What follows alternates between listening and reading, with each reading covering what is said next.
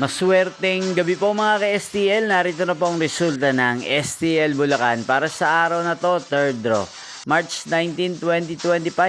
Araw ng Miyerkules. Naway mga natayan niyo po mga numero kanina ay manalo nawa ngayong gabing ito, 8 PM. Kaya kunin niyo na po ang inyong mga tickets.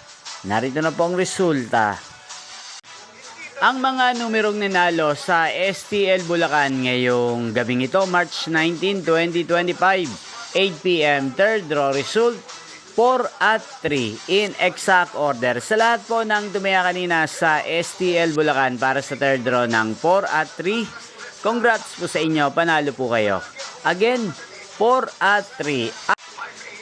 At ngayong gabing ito sa STL Bulacan, natin pong i-shoutout si Kuya Edmond ng Bulacan na lagi din pong nanonood sa channel na to. Shoutout po sa inyo Kuya Edmond, sana po iswertihin na ang mga numerong tinatayaan nyo sa STL Bulacan at sana'y nasa mabuti po kayong kalagayan.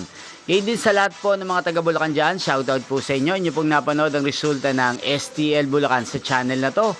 Roderick Hernandez TV, maraming salamat po sa patuloy niyo pong panonood at pagsuporta sa aking channel. Magkita-kita pong muli tayo bukas ng alas 11 ng umaga. Thank you for watching.